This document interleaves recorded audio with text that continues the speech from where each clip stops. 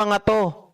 'Di ba? Yung paninira ni Digong dito sa GAA, na sinasabi nila magkaiba daw ang sa BICAM at sa GAA. Yes, indeed, magkaiba yan. Pero bago mapunta sa GAA, mga kababayan, sa bicameral muna yan tinitingnan at pag-aaralan, saka ipapasa dun sa GAA. So pakinggan natin, mga kababayan, yung kalokohan at yung pagbara ni Pangulong Bongbong Marcos sa kasinungalingan po nitong si Rodrigo Roa Duterte.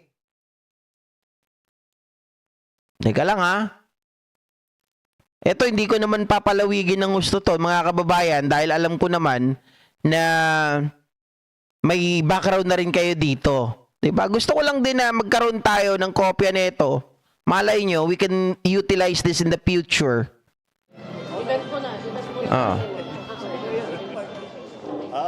Magandang umaga. Good morning, everyone. Yes. Sir, kunin lang po namin yung reactions niyo regarding Yung? reactions niyo, sir, regarding sa allegation po ni former President Duterte regarding sa blank item. He's lying. He's a president. He knows that you cannot pass a GAA without with a blank. He's lying. He's lying because he knows perfectly well that that doesn't ever happen. Sa kasaysayan ng buong Pilipinas, hindi pinapayagan na magkaroon ng item ang GAA nang hindi nakalagay kung ano yung project at saka ano yung gastos, ano yung pondo. So, it's a lie. I was watching the news earlier today and people were saying it's 4,000 pages. Paano namin ibubusisiin yan? Ang gaganto, para titignan namin isa-isa. Hindi na lang. Meron namang kopya that's available on the website of DBM. Tignan ninyo, huwag na ninyong busisihin isa-isa. Hanapin nyo yung sinasabi nila na blank check. Tignan ninyo kung meron kahit isa para mapatunayan na tama ang sinasabi ko, kasinungalingan yan. That's my reaction. Sir, regarding po sa possible extension. Ayun, mga kababayan. Pero ang sagot ng kampo nila Digong dito, lalong-lalo na si Panelo, ay ito po, mga ka-GPnatics. Pero ang reaksyon ng Malacanang, fake news daw, si fake news si Presidente, maliho kayo doon. Pakinggan nyo muna kasi bago kayo yan ang problema sa walang tagapagsalita ang Malacanang eh. Teka. Speaking to walang tagapagsalita ang Malacanang. Pinupulaan nila na walang tagapagsalita ang Malacanang. Kaysa naman sa inyo, nadakdak ng dakdak yung amo nyo nung panahon at nandyan kayo to the rescue kapag mali yung sinasabi ng amo ninyo, ay tatama ninyo. Sasabihin nyo, hindi, kasi ganito yan, mga puro kayo palusot. Diba? Yung sinasabi nyo, GAA, magkaiba sila. They are totally different, mga kababayan, GAA at sa BICAM. Pero paano ba ipinapasa, paano ba napupunta doon sa GAA, mga kababayan? Di ba dinadaan muna sa tinatawag po natin yan, na munti ko na makalimutan. Dinadaan po yan, mga kababayan, dito. 'Di ba? Sa bicameral conference. Tama ba ako ng pagkakaano rito? Wait lang. Tingnan ko muna yung bicameral conference committee. 'Di ba? Mga kababayan, itong si Digong ginagamit yung pamimake news para magkudita at civil disobedience. Grabe itong mga taong ito.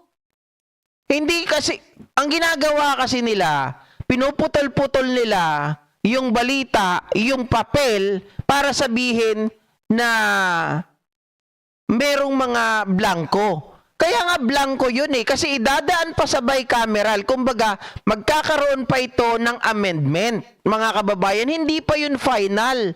Kita nyo yung salita ni Digong dito, mga kababayan? Anong sabi niya? Anong sabi ni Digong? Do not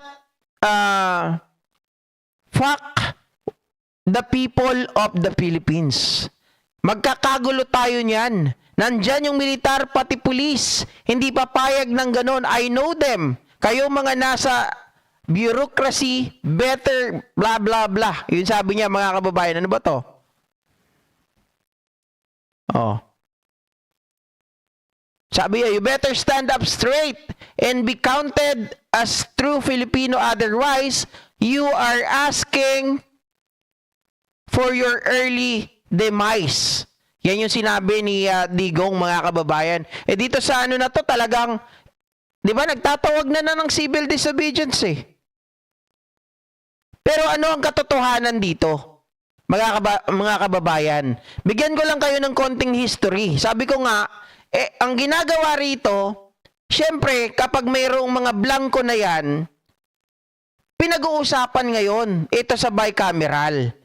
Ang gagawin nila, magkakaroon ng amendment, magkakaroon ng botohan, i-divide yung boto ng bicameral hanggang sa mapagdesisyonan, mga kababayan.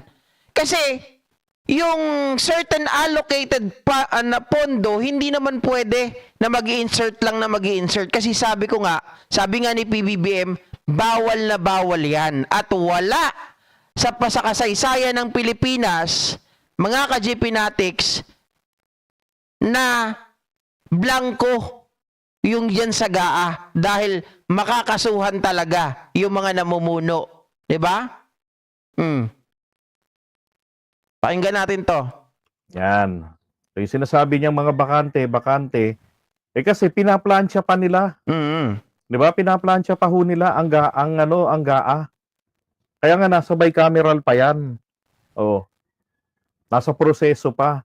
Tapos gagamitin nila ang dokumento, gagamitin nila ito para palitawin na, Diyos ko po, ipinasa yung panukalang budget tapos bahala na sa halaga kalaunan para palitawin na pagnanakawan deliberately ang taong bayan.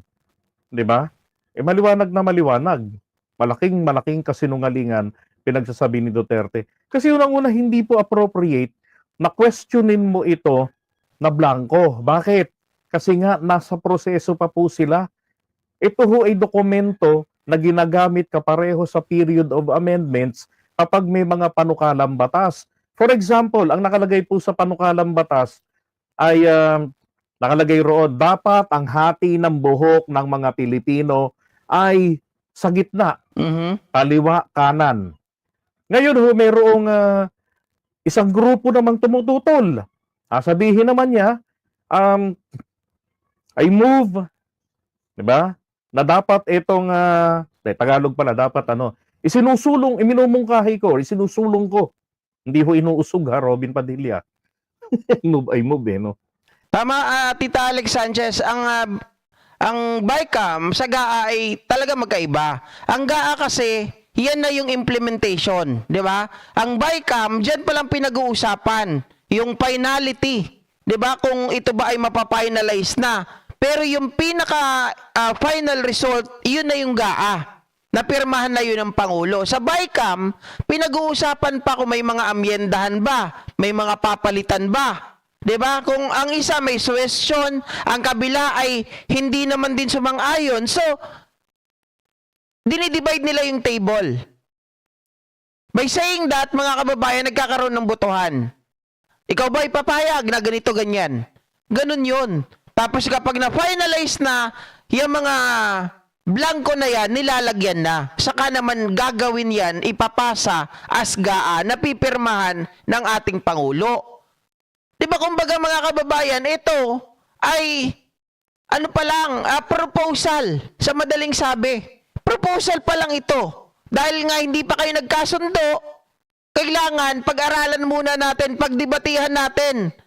Yan ay ginagawa, mga kababayan, yan ay ginagawa po, mga ka-GP Natics, bicameral conference committee. Ang problema kasi dito sa totoo lang, sa bicameral conference committee, nagkakaroon po mga kababayan, kung tutuusin, sasabihin ko nga sana, na kung ang Kongreso, gustong-gusto po nila na nakikita ng taong bayan ang nangyayari, para yung mga bulok na mga, nakikita nyo ako wala dun Teka lang.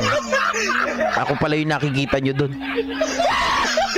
Para yung mga bulok na sistema ng mga tao o yung mga senador, maging ang mga ibang mga kongresista, mga kababayan, ay makita natin, magkaroon ng transparency. Ang gusto nila, closed door.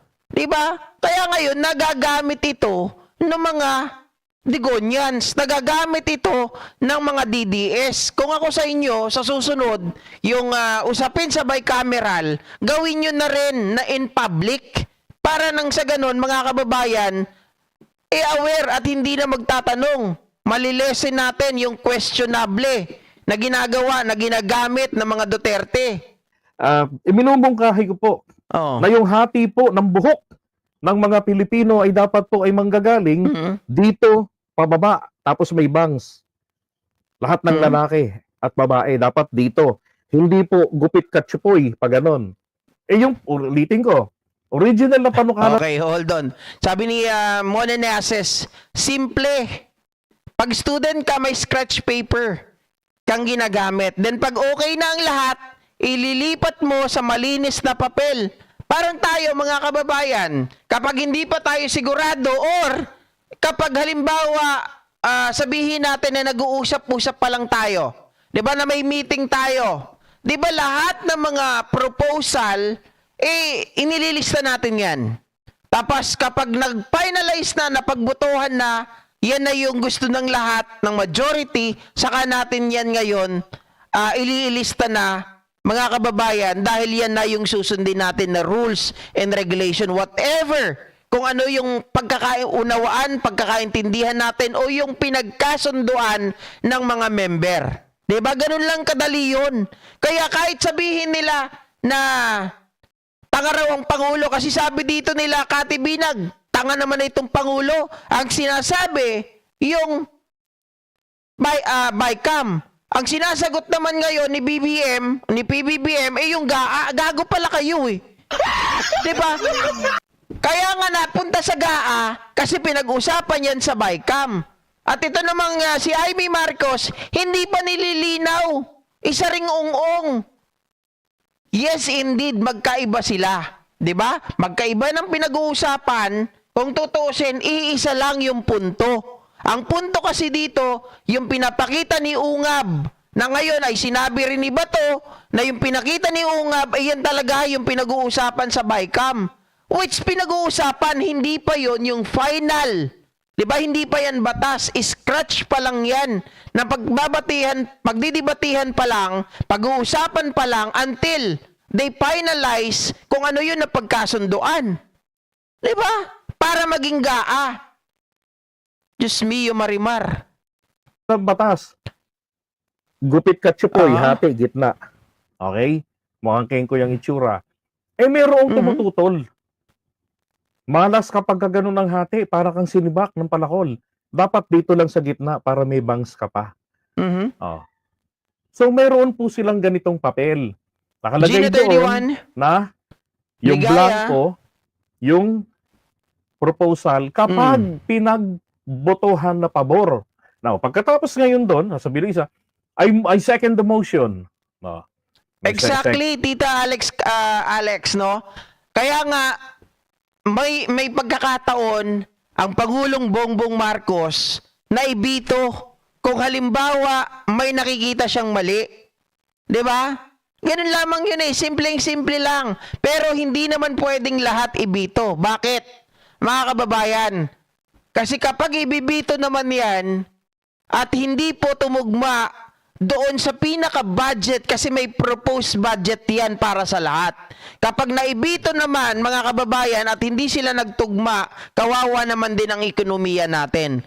So, yung pagbito, hindi rin yan basta-basta. Seconded na. 'Di ba? So maghahanap pa ngayon ng iba pang mga or any motion for amendments, ganoon. Any proposals for amendment to amend the proposed provision. Sabi nung isa, dapat dapat ang lahat ng mga Pilipinong lalaki dapat kalbo. So ano ho mangyayari ngayon doon? Ilalagay nila ngayon doon, dalawa na, yung panukala. Pagpipilian. Dapat lahat ng lalaki kalbo. 'Di ba? Ganun lang yun eh. May proposal, kalbo, tapos yung isa, katsupoy, at sa gitna.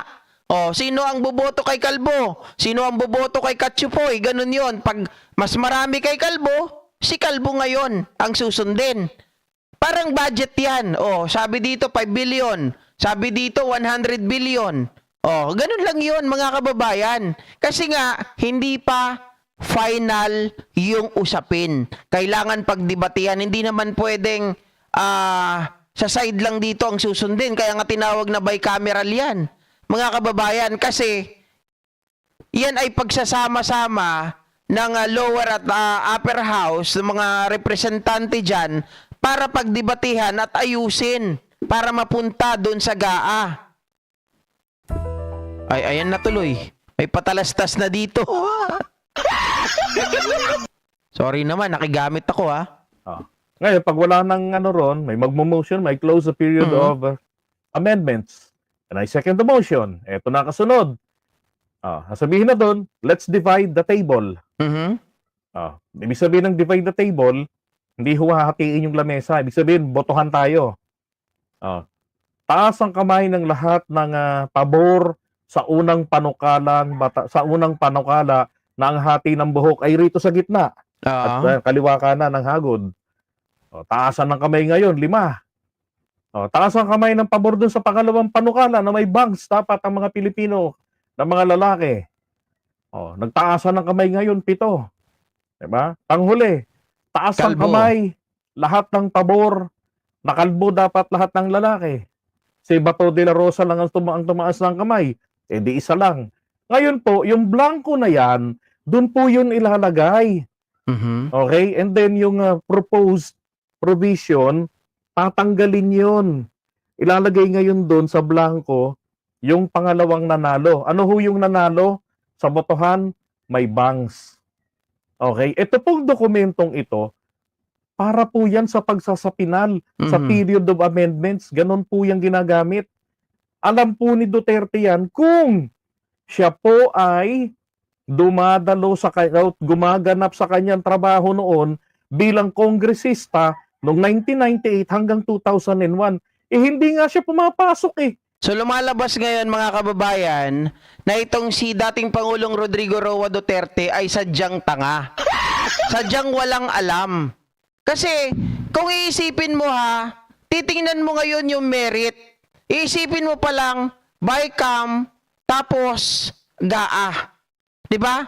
Mga kababayan, syempre, pag BICAM, alam mo yan na ang BICAM pwedeng ito ay tawag dito, nire-review pa, inaaral pa. At kapag GAA na, hindi pwedeng may blanco. So ngayon, when you ask questions about the bicameral, mga kababayan, ito lang yung nilatag na proposal pa lang, hindi ka ba nag-iisip? Hindi mo ba sinabi sa sarili mo? Hindi mo ba tinanong yung sarili mo? Is this just a draft of the finalized proposal na pag pinag-usapan bago ipunta, bago maging batas, bago maging GAA? Diba yun ang unang mong tatanungin? Yung binigay ba sa akin ni Ungab? Yan ba ay finalized na? Pero mga kababayan, pag nakita mo na yung blanco, iisipin mo kaagad, this is not the final yet. 'Di ba? Hindi pa yan yung final kasi kapag blanco pa yan, makikita mo kaagad, iisipin mo kung may utak ka, sasabihin mo pa lang, ay, malamang ito. Hindi pa nila napag-uusapan. Hindi pa ito yung final kasi may blanco pa eh. At alam naman natin na hindi pwedeng ipasa yung BICAM sa GAA na blanco. Hindi pwedeng ganun. 'Di ba? Hindi pwedeng doon sa GAA nag-insert na lang ang Pangulo. Hindi pwedeng ganun, mga kababayan. Bago yan ipasa sa Pangulo, ang mangyayari diyan, kailangan kompleto na yung detalye nung nasa BICAM. Tapos pipirmahan naman ng Pangulo kapag na-transfer na, naging GAA na. Smiyo, ang hirap niyong unawain. Mga DDS, di nyo naiintindihan yun. Attendance lang siya doon. Tapos nagkakantin o pantry, nanonood ng nagmamarathon, movie marathon, kala mo walang TV sa bahay. Mhm. Oh, tapos, Maburyong, pupunta ng SM Fairview yata yun, yun ang malapit dun eh. Oh, manunood ng sine. Ang inang congressman niya, no, buisit. Si Congressman Ungab naman, Sabi ni Ma'am Brenda Barton, natawa ko dito Sabi niya sa Ilocano daw, says Okinayo. Japan says Ohio. Sabi ni Ma'am Mona, si Digong, siya kasi ang nasusunod, baka nga siya na lang bumuboto noon. Hindi, alam niyo sa totoo lang, ngayon natin nakikita na hindi ko alam kung talagang bobo itong si Digong. 'Di ba? Kung talagang nagbobobohan para lang makakuha ng simpatya o talagang sadyang walang alam. Kasi nakakapagtaka mga ka-GP Natics Hindi man lang niya tinanong yung sarili niya, "Hoy, Ungab, yung pinapakita mo ba sa akin, is this the final?" 'Di ba? Kaya sa mga nagsasabi, mga kababayan, na magkaiba ang GAA at ang BICAM, opo, magkaiba. But they are related to each other. Bago maging batas, bago maging GAA, pinag-uusapan muna yan sa bicameral. Bicameral Conference Committee. Ang mali naman kasi, sa Bicameral Conference Committee, ginagawa nila na executive. Dapat, ginagawa na rin nila itong public for transparency. Mga kababayan, para nakikita rin natin kung sino yung mga mangga, kung sino yung mga manggagamit, at sino yung mga tao na plastic. Di ba? Oh. Diyos mio. Ako, hindi naman ako nakatapos ng college, Tita Alex, di ba? Pero nauunawaan natin ito, mga kababayan, via research. Sila, abogado na. Ginagago pa nila yung taong bayan. Lalo na itong si Panelo, itong si Digong. Kita nyo yung sinasabi nila, mga kababayan? Grabe. halatang kasabwat din ni Duterte sa kahayupan. Tignan nyo. 'Di ba? Alam po ni Ungab kung ano ito, mga kababayan. Matandang aso na po sa Kongreso si Ungab. Alam na alam niya kung ano yung mga dokumento dyan. Oh. Bakit hindi niya ginawa yan nung panahon ni Duterte? Ganyan din yung mga dokumento. Puro mga katarantaduhan eh. 'Di ba? Sabi ni si FD Vlogger, huwag kang magsinungaling, matanda ka na, ikaw ang nag-guide ng mga vlogger mong sinungaling. Correct. 'Di ba? Wala ho, ganun talaga, they follow the leader. Si Digong sinungaling, vloggers niya mga sinungaling. Yun naman po talaga yung katotohanan, mga kababayan. Kasi sila, mga panatiko na talagang himod puwet, na wala ng research. Sabi ko nga sa inyo kanina, kayo naman ay nag-agree sa akin na kapag DDS, hindi na kailangan mag-isip. Requirements na yung tanga, bobo, inutil, walang alam at tamad. Diba? Yung iba dyan, nakikita nyo nga, pumunta kayo ng EDSA, araw-araw, nandun pa rin sila. Tapos sasabihin, mga kababayan, mga ka-GP Natics nung nakaraan, tayo daw yung tawag dito nilangaw. Pero ikukumpara mo sa atin isang araw lang na nagrally. Maraming tao. Sa kanila, araw-araw nagrarally, walang tao, puro langaw. Oh. Sabi ni Alex, alam ni Panelo na tagilid si Digong sa aksyon niya, kaya nilaglag si Ungab. Yun nga eh. Naglilinis na sila. Si Ungab naman ngayon ang ginawa nilang sakripisyong tupa. Mahirap dito, mga ka-GP Natics kasi eto mga to, pag nadikit ka, para lang mailigtas yung phone nila, ilalaglag yung tao. Diba? Sabi ni Ma'am Mona, alam nila yan, Sir GP, pero remember yung first requirements to be DDS, di ba? Maging tanga at bobo. Dito to, di ba, Ma'am Leticia Fernando? Madali lang naman talagang intindihin yun eh. It's just a matter of, ano lang talaga, mga kababayan, konting research, di ba? Konting kahit papano tanggalin yung kabubuhan sa utak. Tapos unawain ang mga bagay-bagay, huwag sarado ang isip. Sabi ko nga, gamitin ang utak, huwag ang utin. Oh.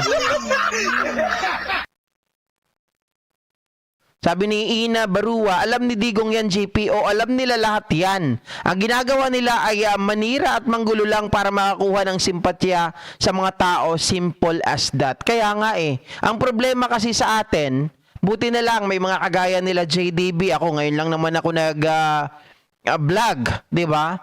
Pero kung wala yung mga tao na yon, marami po, mga kababayan, mga ka-GPnatics, ang mapapaniwala nila.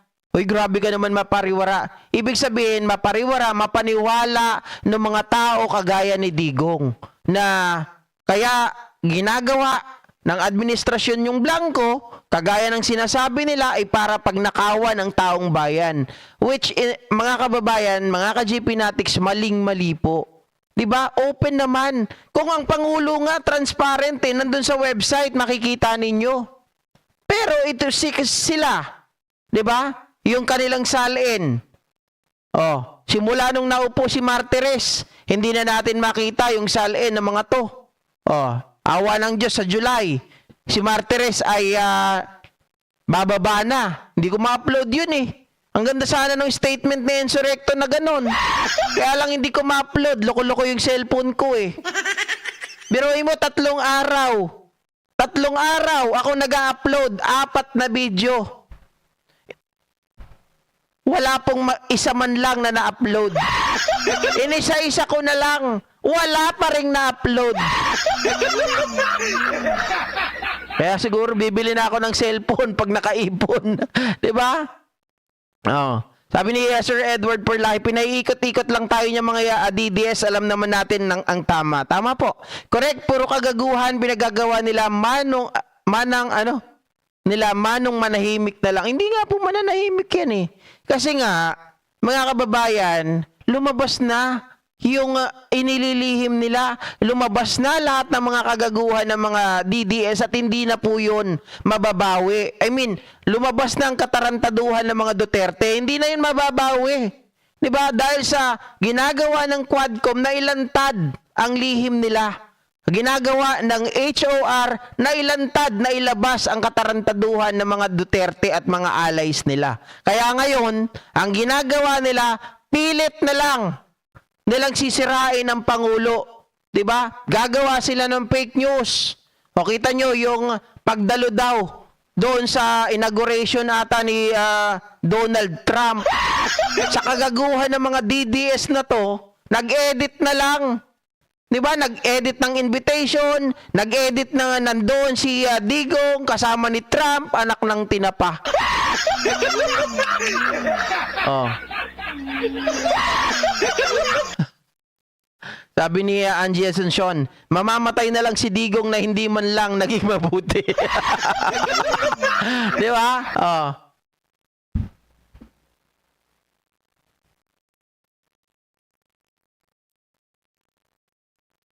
Oh, sabi ni Joselito Nacionales, Digong, kakampi mo si Cynthia Villar. Pero sinabi niya na sinungaling ka dahil mismo si Villar ay pumirma. Alam niyo, sa totoo lang mga kababayan mas naniniwala ako sana na kita niyo itong mga to.